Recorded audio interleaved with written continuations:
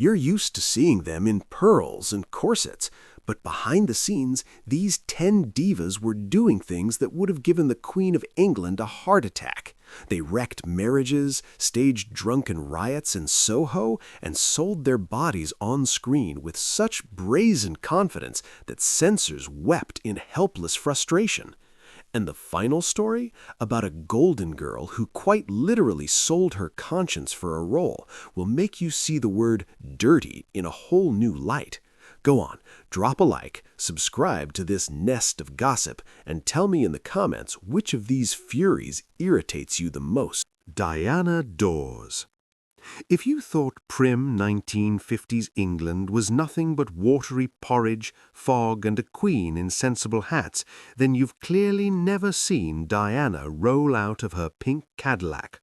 It wasn't just an actress making an entrance, it was an act of aggression against common sense and British restraint. While respectable ladies measured their hemlines with rulers, Diana squeezed herself into dresses 3 sizes smaller than decency allowed, and 5 sizes smaller than physics could justify. They called her the English Marilyn Monroe, but let's be honest, Marilyn was the American version of Diana Dors, just a little more polished by Hollywood publicists. Diana, on the other hand, was raw, unrefined platinum sugar, sweet, dazzling, and liable to choke every self-respecting British critic. She was born Diana Fluck, and believe me, that name suited her far better than the polite pseudonym Dors she was forced to adopt to spare cinema owners from collective outrage. She was the embodiment of post-war hunger for luxury taken to absurd extremes.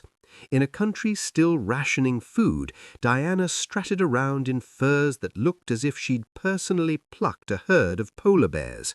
Her vulgarity wasn't just a style, it was a creed. She understood that in a land of grey skies and grey concrete, people needed something to stare at with their mouths open, and she gave them more spectacle than they could handle. Her cleavage was discussed in Parliament more often than taxes, and her personal life resembled an endless crime report dusted with glitter. She married men who looked like nightclub bouncers from the seedier corners of Soho, and every divorce turned into a national spectacle, complete with smashed crockery and battles over those infamous fur coats. Yet beneath all that peroxide and defiant lipstick was a woman of sharp intelligence. She knew that vulgarity was her ticket to immortality. While other actresses strained to play refined ladies with flawless accents, Diana made no attempt to hide her roots or the manners that made aristocrats flinch. She became an icon for the working class because she was one of them, a woman who'd clawed her way to champagne and decided to pour the whole bottle over herself. Her film roles were often pale reflections of her real persona, but even there she managed to inject a note of chaos. Take Yield to the Night. Suddenly, beneath all that artificial glamour, there was a real actress capable of tragedy. But the public didn't want tragedy. They wanted Diana in a mink bikini at the Cannes Film Festival, and she gave it to them, flashing that dazzling, slightly predatory smile.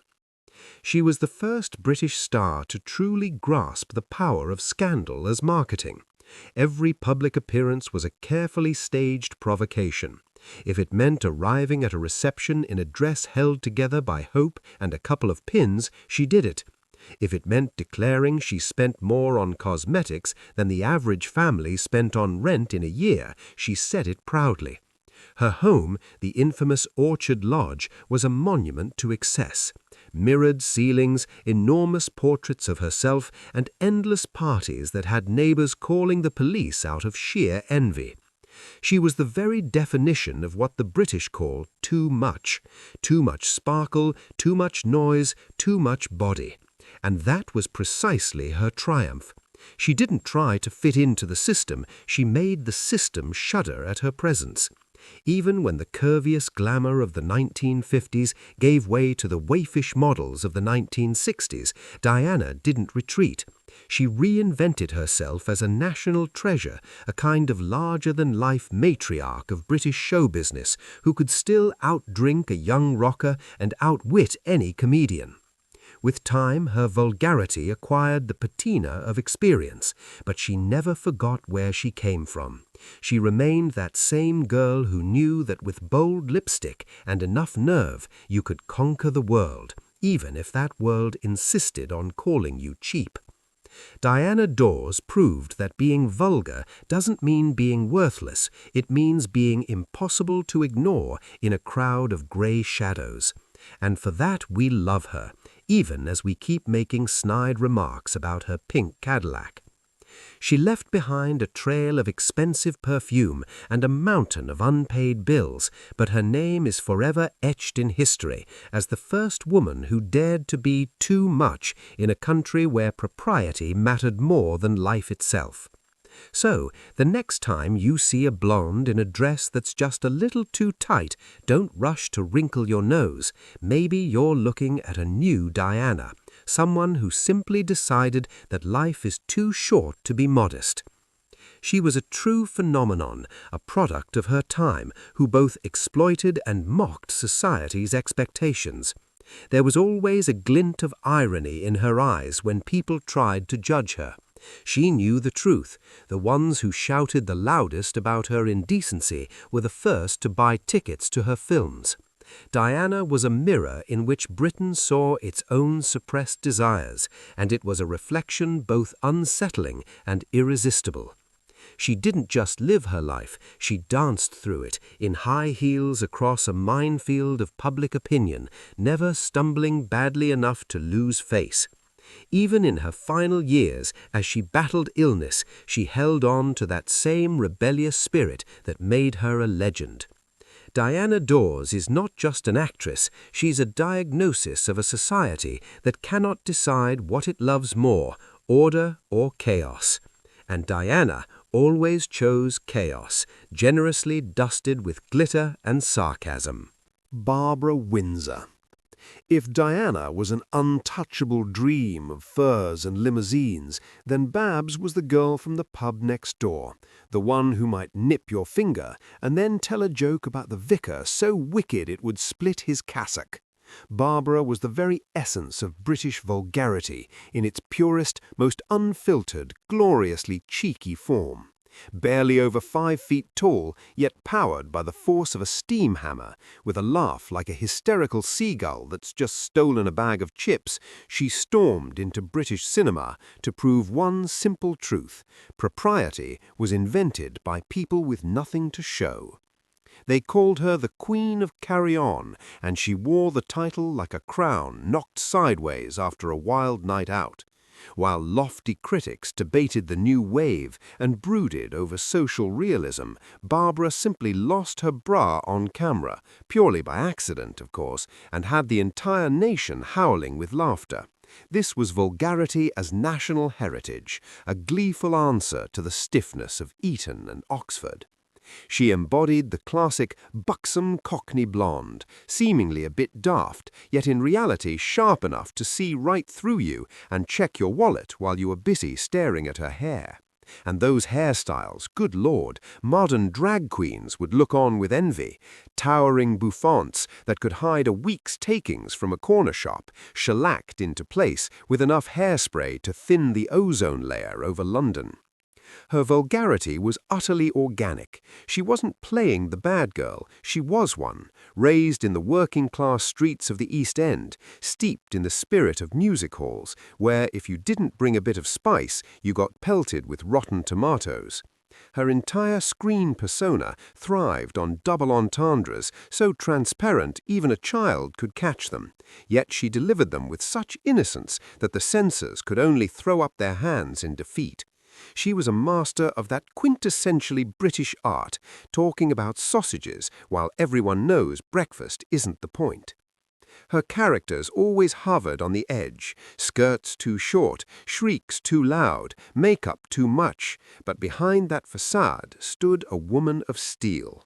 Barbara's real life was far more sensational than any script. While playing the fool on screen, she kept company with the Cray twins, the very gangsters who held London in their grip. This wasn't just vulgarity, it was a dangerous brush with the underworld, which she somehow turned into part of her allure. Husbands and lovers passed through her life like frames in a projector, each new affair adding fuel to the gossip mill. Married to a gangster, entangled with co-stars, and yet she remained a national treasure. How? Because she never pretended to be better than she was. Barbara's vulgarity was honest. She wasn't a lady who'd wandered by mistake into a farce. She owned the stage. In her famous carry-on scenes, ending up in the shower, losing the top of her swimsuit mid-exercise, there was no Hollywood-style eroticism. What you got instead was pure, unfiltered absurdity and a joy for life. She flaunted her curves with such enthusiasm that it didn't provoke outrage, it inspired something closer to affectionate recognition. She became a symbol of a Britain eager to forget the war, to loosen its class boundaries, and simply laugh at something delightfully improper. If Diana Dors was Britain's answer to Hollywood, then Barbara Windsor was Britain staying true to itself, loud, ridiculous, a little rough around the edges, and irresistibly charismatic. As the years passed, her image evolved but never dimmed. When she moved into the soap opera EastEnders, she carried her signature boldness into a new form, becoming the formidable landlady Peggy Mitchell. And even there, her iconic cry, "Get out of my pub!" echoed the days when she ruled as the queen of kitsch. She proved that you could be vulgar, outrageous, and still endlessly adored. Her career was a hymn to self-irony. She knew her looks were a commodity and sold them at the highest price, never forgetting to wink at the buyer. In a world where actresses feared wrinkles and bad angles, Barbara never feared looking ridiculous. She was a living postcard caricature from a seaside resort, bright, loud, and just a bit too much. And that was her triumph. She didn't fall victim to her sexuality, she turned it into a tool. While other so-called sex symbols faded into obscurity or despair, Barbara Windsor held the spotlight for decades, loyal to her false eyelashes and piercing laugh. She was the spice without which British cinema would have been far too bland and proper. Let the snobs wrinkle their noses at her name. We know better. Real life happens where Barbara's laughter rings out, not where people whisper about high art behind closed doors. Was she vulgar? Oh yes, and thank God for that. Without a bit of dirt, the world would be a sterile, lifeless place. She taught Britain not to be ashamed of its baser instincts, but to turn them into celebration. So, let's raise our glasses, plastic ones ideally, to Barbara, the woman who proved that if you laugh loudly enough, no one notices your dress straining at the seams. She left as a legend, behind her a million smiles, and the firm conviction that the best way to face life's hardships is to thrust your chest forward and deliver a cheeky, indecent joke. It wasn't just a style, it was a philosophy of survival in a world that takes itself far too seriously. Barbara Windsor was an antidote to boredom, and her vulgarity was the most effective medicine ever prescribed to the British public. Hazel Court. If the women before her conquered with sheer force and laughter, Hazel was the one who laced British vulgarity with a drop of corpse poison and a generous dose of theatrical grandeur. They called her the Scream Queen, but let's be honest, she wasn't only screaming at the monsters from Hammer Studios, but also at how tightly those corsets were laced. Hazel was the face, or more precisely, the unforgettable bosom, of an era when British horror cinema decided that gallons of fake blood and unapologetic sensuality were exactly what audiences needed after a long day's work. Her vulgarity was of a particular breed, an aesthetic of the low genre, elevated into something almost sacred. While serious actresses dreamed of playing Juliet, Hazel reveled in trembling before Frankenstein, making sure that even in the moment of her faint, her hair remained immaculate and her neckline revealed just enough to satisfy the censors and a fraction more for good measure. She embodied that very bloody glamour that sent respectable family men rushing to cinemas under the noble excuse of loving classic literature, though everyone knew they were there to watch Hazel gasp dramatically in the arms of yet another creature. Her makeup alone deserves its own chapter in the history of British kitsch. False lashes long enough to whip cream with, and lipstick the color of freshly spilled blood. Even when her characters found themselves in dungeons or abandoned graveyards, Hazel looked as though she had just stepped out of the most expensive salon on Bond Street. And it was precisely this absurd mismatch, the screaming dissonance between setting and appearance, that made her image so irresistibly vulgar. She didn't strive for realism. She was exaggeration itself, a living caricature of a femme fatale trapped inside papier-mâché sets. Critics winced, calling her performances excessive and her costumes tasteless, but Hazel would simply arch an eyebrow with effortless grace. She understood the rules of the game perfectly. In the world of Hammer horror, vulgarity was the only way to survive and to be remembered. You had to be louder than the monster, brighter than the sets, and more seductive than common sense allowed. Her characters often carried a dangerous duality, seemingly noble ladies with a predatory glint in their eyes that suggested Dracula might have more to fear from them than they from him. That underlying edge of something improper drove audiences wild. Hazel Court was a master of visual excess. At a time when Britain still clung to its notions of propriety, she demonstrated that passion and fear were commodities best sold in dazzling packaging. Her personal life, though less scandalous than Diana Dors, still fed into her aura of a woman not entirely respectable. She married twice within the industry, moved through the upper circles of Hollywood and London, and always carried that lingering reputation as the queen of second-rate cinema. And yet, here's the delicious irony. Hazel was exceptionally good at what she did. She possessed that rare quality that allows a woman to wear the most outrageous costumes with the dignity of a queen. She could star in films like The Curse of Frankenstein and still seem as though she was doing the entire production a favor simply by being there. Her vulgarity wasn't cheap, it was theatrical, deliberate, almost aristocratic in its madness. She was among the first to understand that cinema was no longer just about talent, but about image, and if that image had to provoke, then she would make it flawless. When she later moved to America to work with Roger Corman on adaptations of Edgar Allan Poe, her style became even more exaggerated. The Mask of the Red Death stands as a showcase of her ability to appear both decadent and dangerous at once. Hazel's particular brand of vulgarity lay in how she transformed feminine vulnerability, the constant role of the victim, into a weapon of seduction. She was never passive, she was part of the spectacle, savoring every frame, every scream, every inch of exposed skin that flickered across the screen.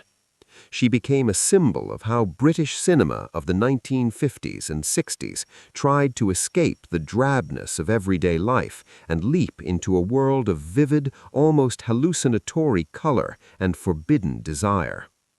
And though today her films may seem naive and her acting style overly grand, there was a spark of true stardom in her, a fearless brilliance unafraid of being ridiculous or too much. Hazel Court was a diva in the most gloriously vulgar sense of the word.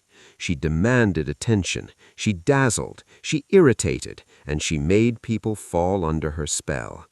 She was that forbidden fruit, scented with powder, grease paint, and cheap theatrical smoke. Her legacy is a reminder that cinema is, above all, spectacle, and Hazel was the finest spectacle of her time. She refused to be the proper Englishwoman. Instead, she chose to become the great sinner of the screen, whose suffering and adventures were followed by millions. And even if her name is no longer spoken on every corner, those who have once seen her blazing eyes in the half-light of a Gothic castle will never forget that vulgar luxury she gave to the world, asking nothing in return but our captivated, slightly scandalized gaze. Hazel knew the truth. To remain in history, you don't have to play Lady Macbeth. Sometimes it's enough to scream, loudly, beautifully, indecently, straight into the camera, while adjusting a neckline barely restraining the force of British passion. She was a firework in a dungeon, and that light still stings the eyes of anyone brave enough to wander into the shadowy corridors of classic British horror. Vulgarity as an art of survival among monsters, that was her true creed, and she followed it to the very end, remaining the most painted, the most shrill, and the most unforgettable drowned girl, vampire, and victim in the history of cinema. She didn't just play roles, she created a myth that even death can be dangerously seductive if you're wearing the right shade of lipstick and a dress worthy of Hammer. That was Hazel, too alive for dead sets, too radiant for Britain's grey skies, a true icon who wasn't afraid to get stained with blood, if only to make sure we could never look away. Margaret Lockwood. If Diana Dors was a dazzling flash and Barbara Windsor the laughter of the people, then Margaret was that quiet aristocrat who, one fine day, decided that being a good girl was dreadfully dull and hardly profitable. She became the face of what the British press of the 40s dubbed the décolletage that shook the empire. Her finest hour came in The Wicked Lady, and believe me, that title was the gentlest thing one could say about her character. At a time when British women were meant to embody resilience, self-sacrifice, and high-necked restraint, Margaret swept onto the screen in a corset that thrust her ambition and everything else boldly into the audience's view. This was vulgarity of the highest order, intellectual, icy, and utterly uncompromising. She played Lady Barbara Skelton with a relish that suggested she had spent her whole life waiting for the chance to rob carriages and seduce outlaws. American censors practically convulsed at the sight of her plunging necklines, forcing reshoots that draped lace over the splendor she had displayed with such careless pride. Yet Lockwood's vulgarity was not merely a matter of costume, though the beauty spots on her cheeks and her dark venomous lipstick were already a provocation. She introduced into classical cinema a woman who wanted everything at once and couldn't care less whose feelings or lives she crushed beneath her heel. She made wickedness alluring, brazen, and, most unforgivably for the time, unapologetically sensual. Margaret Lockwood shattered the myth that a British actress must be either a saint or a tragic victim. She was a predator. Every gesture, every adjustment of her powdered curls radiated contempt for convention. Her vulgarity lay in her selfishness, which she never bothered to disguise. While the country lived on rations and clung to wartime morality, Lockwood's characters squandered fortunes, spun intrigues, and carried themselves as though they personally owned every yard of silk in existence. Her role in The Wicked Lady was a cultural shock, a female criminal who did not repent but revelled in her own descent. It was a kind of dirty luxury, scented not only with expensive perfume, but with gunpowder. Margaret knew the audience craved scandal, and she delivered it with the icy composure of a professional. She mastered the art of the sidelong glance, one that promised both untold riches and eternal torment. Critics complained that her performances lacked British dignity, to which Margaret responded by lacing her corset tighter. She understood that dignity did not sell tickets, while scandalous allure most certainly did. Her personal brand thrived on the tension between her outward refinement and the daring she unleashed on screen. She became British cinema's first true bad girl, at least in the eyes of her admirers. Whispers followed her everywhere that she relished attention too much, changed partners on set too often, held her head a little too high for the daughter of a colonial official. Yet it was precisely this excess that made her an icon. She was vulgar in her untouchability and in the brazen candor of her roles. Even in later performances, when she attempted to return to more respectable characters, the shadow of the wicked lady trailed behind her. Audiences no longer believed in her innocence. They saw in her eyes the spark of a woman who might hire a highwayman to rid herself of a tedious husband. Margaret Lockwood became a symbol of how British cinema flirted with base desires while hiding behind historical costumes. She was the crack in the monolith of British virtue through which all that delicious scandal and hunger for gossip came pouring in. She was no girl next door like Barbara Windsor. She was the grand, dangerous beauty from the manor, the one the servants whispered about and the ladies secretly envied. Her vulgarity was a weapon of power. She proved that a woman could use her allure as a battering ram against every social barrier. In a world where women were meant to remain in the shadows, Margaret Lockwood blazed like a sun too bright to ignore, searing the eyes with her audacity. She was vulgar in her strength. Let the Puritans of her day write their furious letters. Margaret knew the truth. She was the reason cinemas were packed to the rafters. She was the queen of kitsch before the word even existed. Every appearance she made was an act of defiance. She did not merely play roles, she dictated a new morality, one where too much was exactly enough. Her legacy is not confined to Hitchcock films or costume dramas. It is the right of an actress to be provocative, to be unsettling, to be vulgar, and still remain a goddess. She paved the way for every bad girl who followed, proving that the path to the audience's heart lies not through virtue, but through beautifully crafted vice and a very, very daring neckline.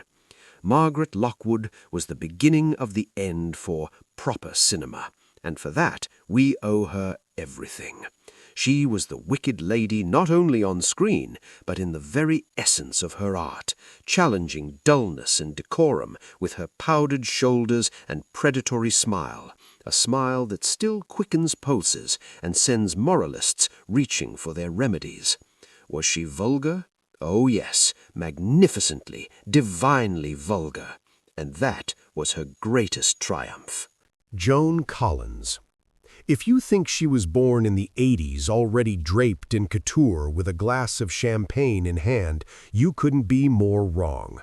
Long before becoming the legendary Alexis of Dynasty, Joan spent years sharpening her predatory smile in the back alleys of 1950s British cinema, and believe me, it wasn't a sight for the faint-hearted.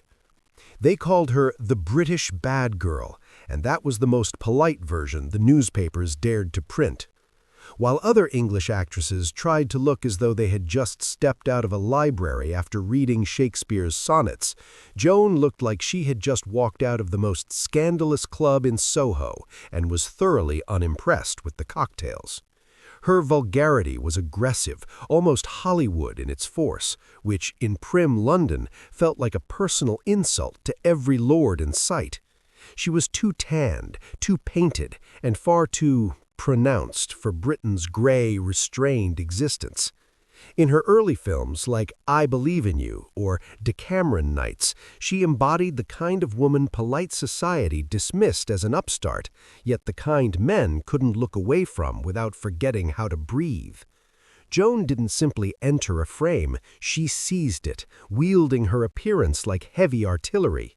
Her eyeliner was so bold it could stain the reputation of an entire parish, and her mannerisms sent critics rushing to pen venomous columns about the decline of morals. Her vulgarity lay in her unapologetic ambition. In Britain at the time, one wasn't supposed to admit a hunger for fame, money, and diamonds. One was meant to pretend it was all for the love of art. Joan, however, stared out from magazine covers as if already calculating the value of your inheritance. She became a symbol of cheap glamour for the masses, and that was precisely her power. While aristocracy faded into pale elegance, Joan blazed in layers of self-tan and costume jewelry that somehow looked like the crown jewels on her. She mastered the art of presence. If Joan Collins was in the room, nothing else existed. Her vulgarity was rooted in her refusal to be natural. Naturalness is for those with nothing to conceal and nothing to enhance, but Joan was a creation, an achievement of makeup, hair, and sheer iron will. She never hid the fact that her beauty was constructed, and that honesty about artifice terrified the snobs. In the 1950s, she was accused of being too American, meaning too forceful, too unapologetic, lacking that famously British restraint that often felt more like repression. She didn't whisper from the stage, she shouted with her presence. Every role she played in that era was a variation on the woman who brings trouble, and Joan performed them with such relish it felt almost autobiographical. Her confidence bordered on audacity, and that too was part of her vulgarity. Rumors swirled that she collected men as easily as she collected roles in B-movies, and the public devoured every whisper. There was no softness in her. She was sharp as broken glass and just as dangerous. Her vulgarity became a shield against a world determined to squeeze her into the mold of a proper English rose. She chose instead to become a tropical weed, bright, loud, and impossible to eradicate. Even when her film career temporarily dimmed, she didn't disappear. She transformed into a style icon for those who believed there's no such thing as too much sparkle. Her triumphant return at the top as Alexis was not a reinvention, but the inevitable culmination of years spent perfecting the image of a gloriously vulgar villainess on British sets. She simply waited for the world to catch up with her taste for excess. Joan Collins proved that if you are vulgar long enough and do it well enough, you will eventually be called classic. She is living proof that public condemnation can be turned into a multi-million-dollar empire. There may not be an ounce of sincerity in her acting, but there is an abyss of sincerity in her love for luxury and for herself. It is vulgarity as the highest form of self-worship, and it is utterly mesmerizing. She does not apologize for being too bright. She demands that you look away if it hurts your eyes. Her legacy is the right of a woman to be too much at any age, in any circumstance. Joan Collins is the triumph of gloss over substance, and it is her personal, glittering, and utterly indecent victory. She remains one of the last great predators, a woman who understands that vulgarity is not the absence of taste, but the presence of a personality too large to fit within the narrow confines of propriety. And while we gossip about her latest dress or newest romance, she simply adjusts her diamond necklace and laughs in our faces, knowing full well we will never be able to look away, no matter how much we wrinkle our proper little noses. Is she vulgar? Oh, absolutely. And she is the very best at it, leaving all her rivals far behind, lost in the dust of provincial British theaters where they went on playing respectable women no one remembers. Joan, meanwhile, is an endless celebration of kitsch, a party that never ends and to which we are all invited, even if we know we don't belong unless we look like $1 million. A true queen of gossip, one who creates it simply by walking past a camera. Fenella Fielding. If the previous ladies on our list fought for attention with plunging necklines or booming laughter, Fenella chose something far more unsettling, the aesthetic of decadent vulgarity. She was once called the visual equivalent of a glass of Sheridan's, and a woman whose voice sounded as though it had been filtered through 3 liters of bourbon and a cloud of cigarette smoke. Fenella was an icon of British kitsch, but of the highest order, almost surreal. While other actresses strove for naturalism, Fielding elevated artifice to high art, turning herself into a living caricature of the Gothic femme fatale. Her vulgarity was not domestic but theatrical, an excess of form that teetered on the edge of absurdity. Her most famous role was, of course, Valeria in Carry On Screaming, where she reclined on a sofa in clinging black velvet and asked in that impossible contralto, "Do you mind if I smoke?" only for smoke to begin curling from her very body. It was a triumph of vulgar humor, where sexuality was pushed so far into exaggeration that it became almost eerie. Fenella possessed a face that seemed painted onto porcelain, enormous eyes, forever wide with feigned innocence or narrowed with predatory delight, framed by false lashes so heavy it felt as though she might need assistance to lift them. Her vulgarity lay in a complete rejection of restraint. In a Britain of the 60s, torn between conservatism and psychedelia, Fenella chose the path of the suburban vampire, too striking, too stylized to ever be mistaken for real. She was a master of pause and inflection, capable of turning even the most innocent line into something unmistakably suggestive. Her voice was her greatest instrument, low, resonant, inherently improper, as though it carried too much sensuality for polite society to bear. Rumors swirled that she slept in a coffin and dined only on black rose petals, and Fenella delighted in encouraging such whispers, understanding that in show business it is far better to be strange and provocative than dull and respectable. She became an icon both for intellectuals and for lovers of the broadest, most outrageous humor, uniting those worlds through sheer self-awareness. Her style was excessive in everything: too many jewels, towering wigs, layers of makeup. Critics crowned her the Queen of Camp, invoking that peculiar aesthetic where something becomes magnificent precisely because it is too much. She was vulgar in her desire to be seen, yet always remained in control, mocking anyone who tried to confine her within the limits of a conventional sex symbol. Fenella was not sexy in any ordinary sense. She was a parody of sexuality, its grotesque reflection. There was something of the drag queen in her, the same devotion to exaggeration, the same refusal to acknowledge reality as it is. While her contemporaries pursued roles of suffering women, Fenella played women who shaped the destinies of others with nothing more than the flick of an eyelash. Her vulgarity became a tool of emancipation, proving that a woman could be entirely artificial, yet utterly powerful. She never hid the fact that her persona was meticulously constructed, and in that honesty there was its own kind of truth. Through the 70s and 80s, as British cinema faltered, Fenella remained steadfast, continuing to embody the mysterious lady in feathers across television and stage.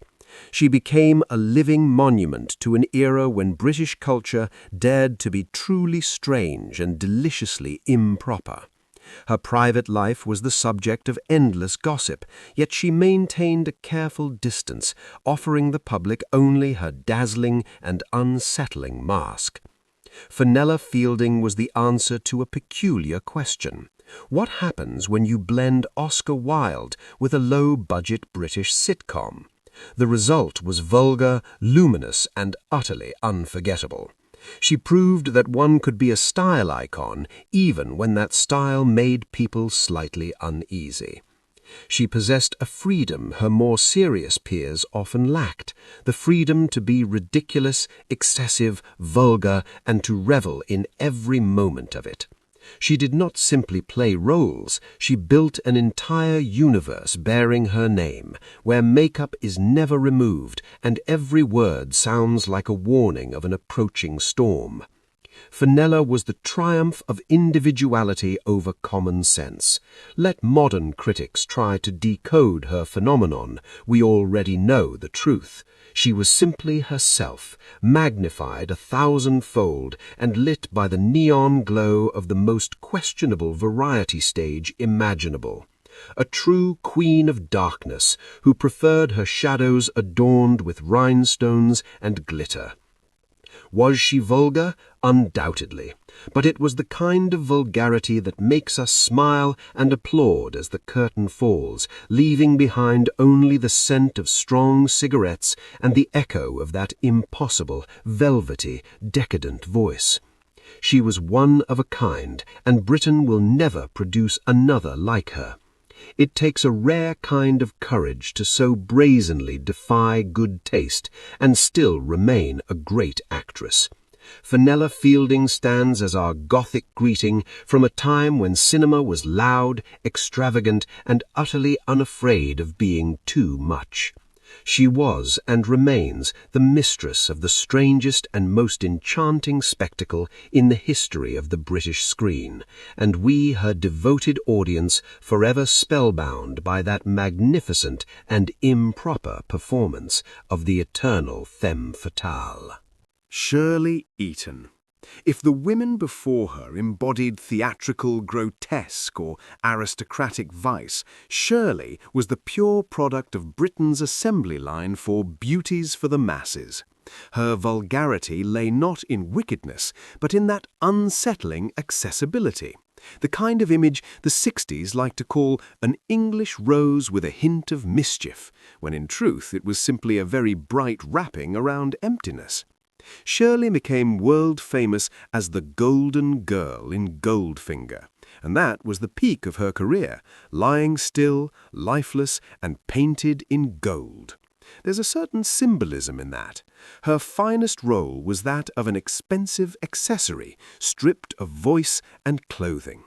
But long before she turned into a gilded ornament in Sean Connery's bed, she spent years working through the fields of low-budget British comedies, where she was used almost exclusively as a visual stimulant for men starved of colour on screen. Her vulgarity was sunny, market-ready. She was that girl from hair salon magazines, smiling just a little too widely, her outfits always a little too tight.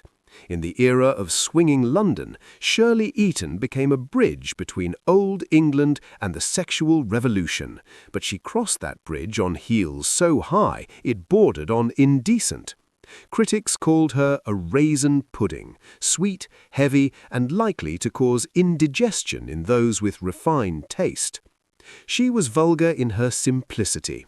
There was none of Fenella Fielding's mystery or Joan Collins' predatory edge in her. Shirley was like a brightly lit department store window, everything on display, everything gleaming, everything priced exactly as marked.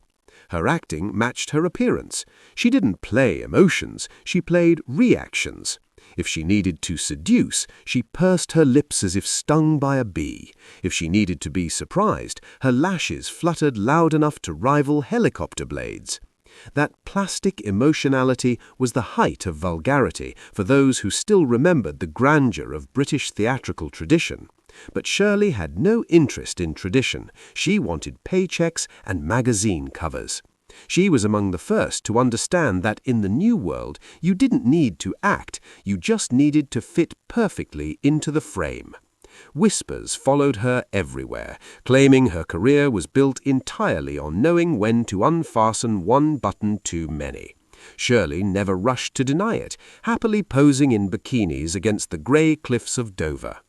Her vulgarity lay in turning femininity into a standardized product stripped of individuality. She was a type, a decorative element meant to please the eye without burdening the mind.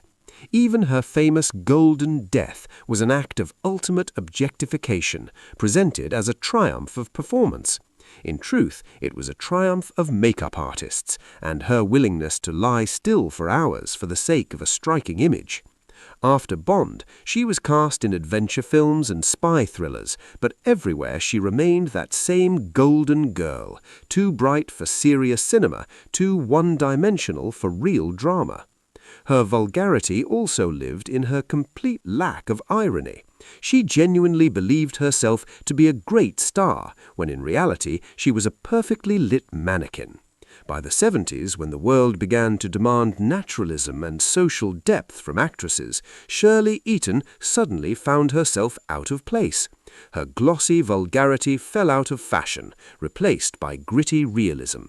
But Shirley didn't fight for relevance. She simply stepped into the shadows, leaving behind hundreds of photographs in swimsuits, and that immortal golden image still printed on posters today. She became a symbol of an era when British cinema tried to be beautiful at any cost, even at the expense of reason. Shirley Eaton is a monument to 60s kitsch, when brightness replaced substance and appearance became the only measure of success. She was vulgar in her perfect, lifeless beauty, a beauty that inspired not empathy, but the urge to touch, just to check if the gold would rub off. A true queen of display windows, she knew how to sell herself at the highest price without investing a single ounce of soul. And that was her honest, unvarnished vulgarity. She was a product, and she reveled in it. She was the answer to what happens when cinema is stripped down to nothing but the aesthetic of a men's magazine, and she was the best possible answer. She remains in history as the most dazzling, quite literally, mediocrity of the British screen, a woman who proved that even gold can be vulgar when it coats the skin of someone who doesn't quite know what to do with her freedom. She was the golden dream of the ordinary man, and that was both her triumph and her tragedy. We keep looking at her photographs because they dazzle, but behind that shine there is nothing but the echo of a time when cinema was just a beautiful picture, and Shirley was its brightest, most vulgar frame. A true icon of consumption, who exited gracefully before the gold could begin to flake and reveal ordinary, tired skin beneath. She remains forever that girl from the hotel room, her vulgarity sealed in precious metal for our endless, self-serving admiration. Shirley Eaton is gloss taken to its absolute extreme, and we love her for never pretending to be anything more than a blinding streak of light against the grey backdrop of British reality. Susan Hayward. Technically, she was American to the core, but her incursions onto British film sets left such a deep imprint in the history of improper behavior that omitting her would be nothing short of a crime against the tabloid press. While British actresses of the time specialized in inner suffering, tight-lipped, gazing wistfully into the distance like abandoned spaniels, Susan arrived with a style the London critics quickly labeled vulgar American excess. There was simply too much of everything about her. Hair so fiercely red it looked almost radioactive against the gray restraint of British scenery. A voice too loud, emotions turned up several notches beyond what was considered decent. In those years, a proper lady was expected to suffer quietly, preferably in a garden, preferably in the rain. Susan Hayward had no patience for such rules. Her vulgarity was emotional, almost physical. She didn't just play anger, she hurled it like thunder. The veins in her neck would swell as if they might burst, her gestures so expansive that cameramen had to keep their distance lest she knock the lens aside with sheer force of expression. British critics, accustomed to restraint, dismissed her performances as a triumph of hysteria over art. The public, however, was enthralled. Susan brought into classical narratives a raw sincerity that smelled not of library dust, but of sweat, tears, and cheap bourbon. Her vulgarity lay in her willingness to expose nerves where others wore armor. On set, whispers followed her that she behaved like a gas station queen, snapping at directors, demanding the impossible, utterly oblivious to the sacred codes of British politeness. In films like Ada, where she was paired with impeccably mannered English actors, the contrast bordered on the absurd. Susan seemed like an exotic bird that had somehow flown into a henhouse, her blazing intensity casting everyone else into pale relief. She was a master of emotional extremes. While British actresses trained their diction, Susan trained her lungs. Her ability to cry, laugh, and rage all at once was considered the height of bad taste by purists, and precisely what made her unforgettable. Her vulgarity was rooted in sheer force. She never waited to be noticed, she compelled attention, her red hair blazing like a warning signal. Off-screen, her life was no quieter. Scandalous divorces, suicide attempts, courtroom dramas, all devoured by British tabloids with that peculiar mix of moral outrage and barely concealed fascination. She was vulgar in her lack of polish, in her hair, in her spirit, in everything. Susan Hayward became a symbol of how Hollywood corrupted classical art with its hunger for intensity. She was too alive, too real, too loud for the stately decorum of old England. Her vulgarity was an assault on boredom. She proved that a woman could be unflattering in her grief, even repellent in her fury, and still remain a great star.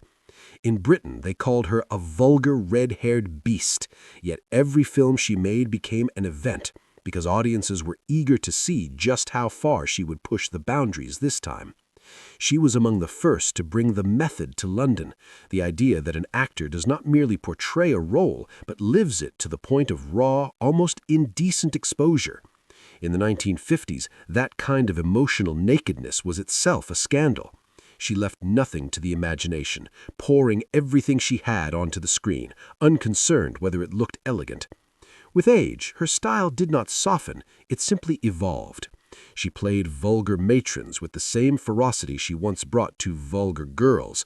She stood as a reminder that cinema is not only about beauty, but about energy, sometimes rough, unrefined, overwhelming. Susan Hayward was a monument to American expressionism on British soil, painted in the loudest possible shade of orange. Was she vulgar? Oh, unquestionably. She embodied everything British etiquette teachers feared.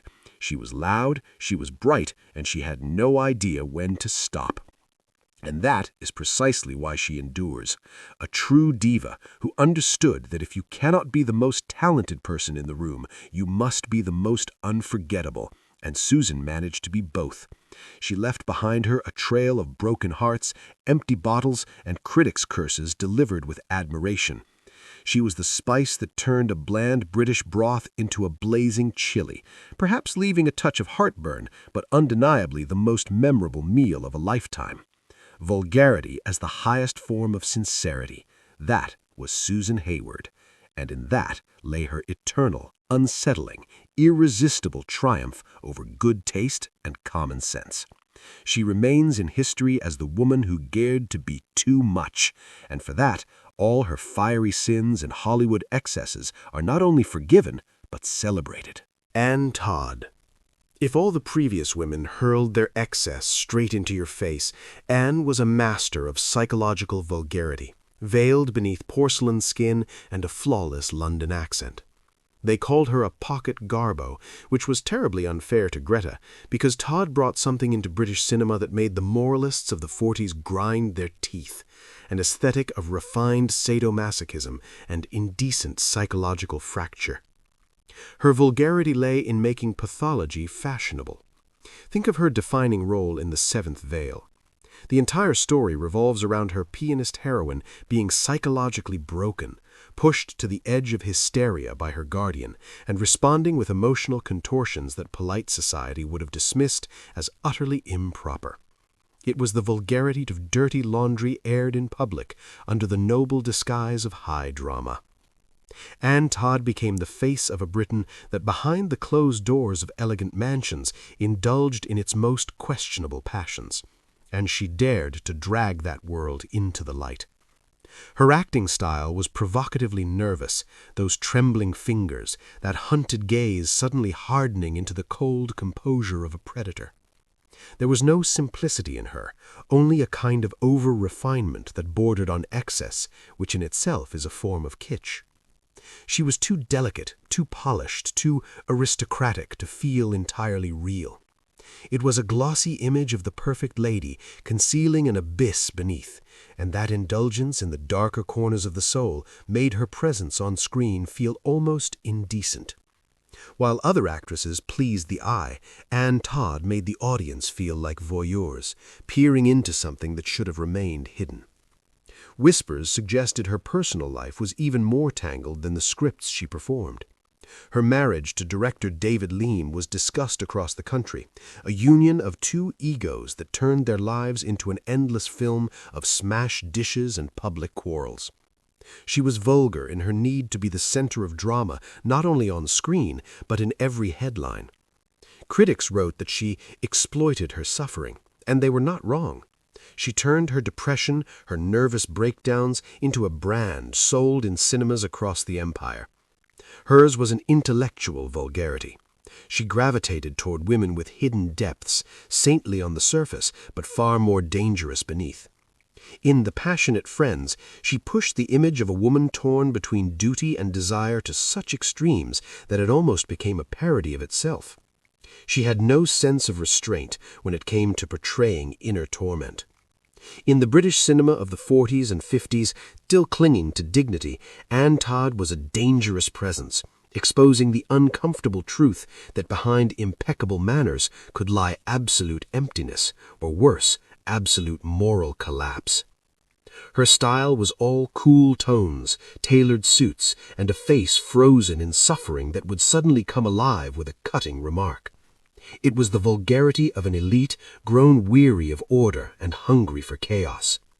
She was among the first to popularize complicated heroines, women whose actions defied logic and were driven instead by whims and suppressed desires. Anne Todd proved that one could be vulgar without ever removing gloves or raising one's voice.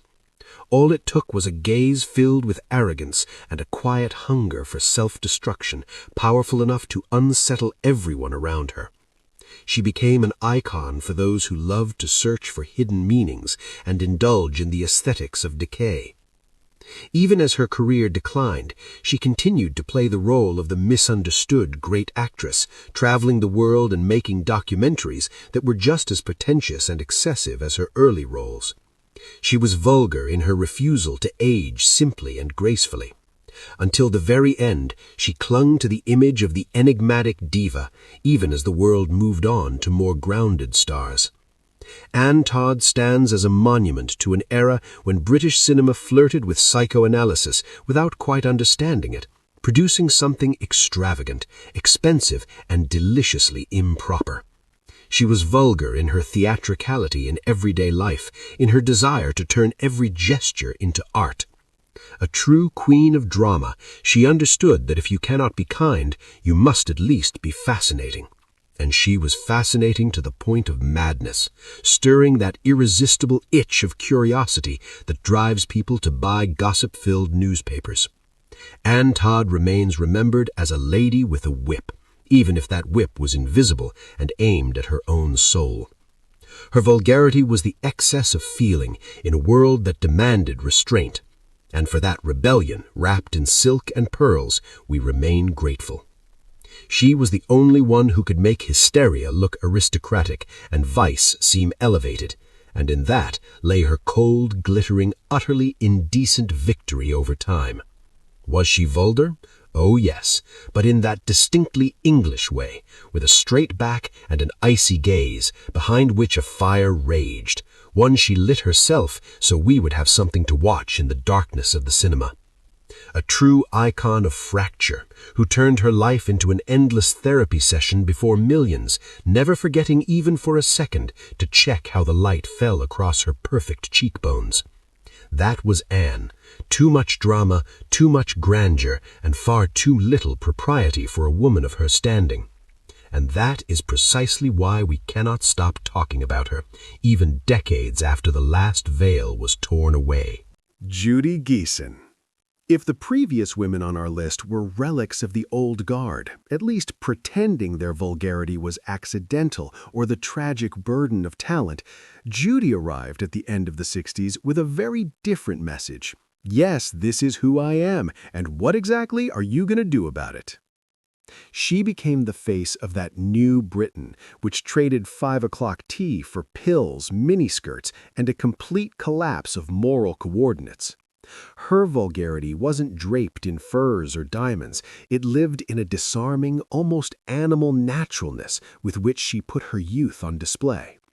Judy embodied swinging London, but not the polished version on postcards, the real one. Smoky, sweaty, and unapologetically indecent. She rose to fame in To Sir with Love, playing a schoolgirl who looked at Sidney Poitier as if she didn't just want to seduce him, but dismantle him piece by piece.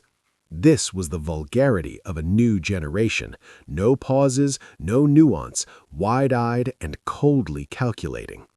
She brought to the screen the figure of the suburban Lolita, a girl who knew more about life than her parents and wasn't shy about using that knowledge to get what she wanted. Her acting style was provocatively simple, almost documentary-like, and combined with her short skirts and bold makeup, it felt like a bomb going off in the living room of the respectable middle class. Critics, whose gray beards still remembered Margaret Lockwood, spat venom, calling her performances the degradation of British acting. Judy, of course, couldn't have cared less. She knew her moment had arrived. Her vulgarity lay in the complete absence of distance between herself and the audience. She was one of them for working-class girls dreaming of freedom, and a nightmare for their mothers. In 3 into 2 Won't Go, she perfected the role of the seductive destroyer, showing how an angelic face could hide a void filled only with the hunger for new sensations. It was the vulgarity of the consumer age, where even emotions had become fast food. Whispers followed her, that she agreed too readily to nude scenes, that her personal life resembled an open house, that she lacked even a trace of that mystery so cherished by stars of the past.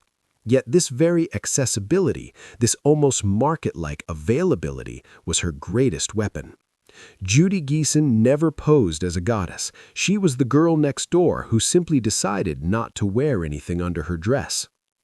In the 70s, she drifted into horror and thrillers like Fear in the Night, where her raw energy exploded in screams and breakdowns, but these were no longer the refined cries of an earlier generation.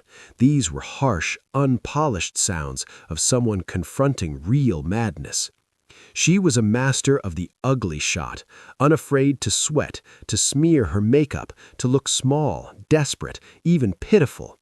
For the old guard, this willingness to appear unattractive for the sake of a role was the ultimate vulgarity. They believed an actress should remain beautiful, even in a coffin. Judy rejected that entirely.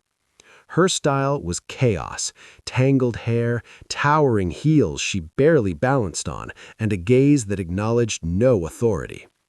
She was vulgar in her rejection of tradition. She didn't want to play Lady Macbeth. She wanted to be the girl on a motorcycle, shoplifting, sleeping with whoever she pleased, living at full throttle. And she did it with such reckless joy that audiences couldn't look away. Her personal life became tabloid fuel, affairs with rock stars, all-night parties, dubious company.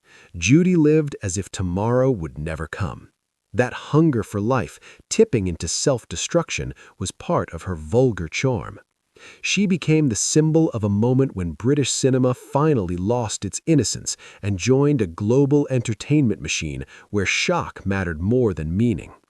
Even when she moved to America, appearing in series like Dynasty or MacGyver, she carried with her that unmistakable British edge, that defiance that set her apart from polished Hollywood starlets. She was always a little too much, too loud, too bright, too unpredictable. Judy Geeson proved that vulgarity could be a form of protest against dullness and hypocrisy. She never tried to seem better than she was. She was a product of her time, bold, cynical, and completely free. Her legacy is the right of an actress to be herself, even if that self pleases no one but her. She marked the end of classical British cinema and the beginning of something rougher, more honest. And though today her name lives mostly among cult horror fans and devotees of the 60s, her role in dismantling propriety cannot be understated. She was the spark that set the British screen ablaze with the fire of sexual revolution.